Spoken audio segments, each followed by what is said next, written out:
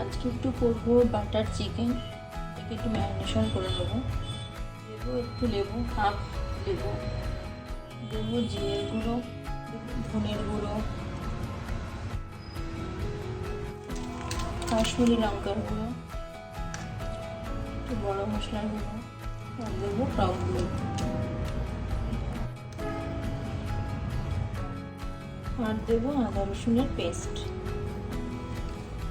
এবারে সব কিছু দিয়ে সব মশলা দেওয়া হয়ে গেছে, ওইটি ভালো মতো ম্যারিনেশন। সামান্য রিফাইন তেল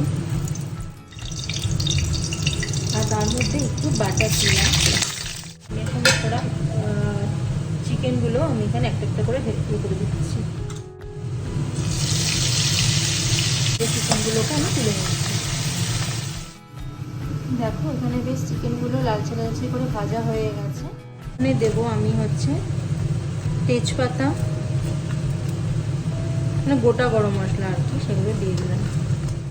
দিয়ে আমি এবার সেটাকে একটু নেড়ে দেবো। পেঁয়াজটা হালকা ভাজা ভাজা হয়ে গেছে, এরপর দিয়ে দেবো একটা শুকনো লঙ্কা একটু চিড়ে দিয়েছি, আর দেবো সেটা হচ্ছে চালমগজ। তারপর দিচ্ছি একটা টমেটো পিস পিস করে দিলাম, আর দিচ্ছি ধনে পাতা, ধুয়ে রেখেছিলাম আর কুচি কুচি করে রেখেছিলাম সেই ধনে পাতা। এবার দেবো এর মধ্যে একটু নুন, দিয়ে আবার একটু ভালোভাবে নেড়েচেড়ে নেব। ম্যারিনেশনের সময় যে মশলাটা বেঁচে ছিল সেই মশলাটা আমি এখানে দিয়ে দেবো।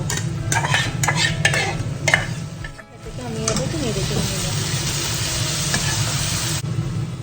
এটা ভালো মতন কষে গেছে, তেল ছেড়ে দিয়েছে। এবারে ওই মশলাটা, ওই জলটা ওই গরম জলটা মশলাটার মধ্যে দিয়ে দিলাম।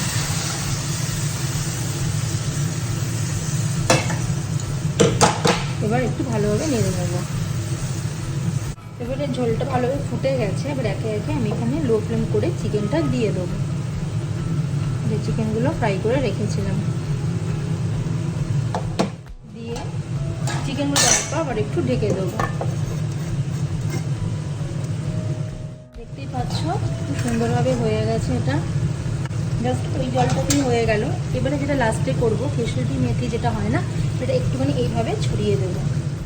আমাদের বাটার চিকেন এখানে ডান, কমপ্লিট হয়ে গেছে আমাদের বাটার চিকেন। পরে থেকে ঢাকা দিয়ে দেবো। লাস্ট ফিনিশিংয়ের জন্য ফ্রেশ ক্রিম দিতে হয়, যেহেতু এটা আমি খুব ঘরোয়াভাবে করেছি তাই ফ্রেশ ক্রিম ইউজ করিনি। আজকের এই ব্লগটা আমি এখানেই শেষ করছি। তোমরা একটু ট্রাই করে দেখতে পারো, আর কেমন হয়েছে কমেন্টসে আমাকে একটু জানিও।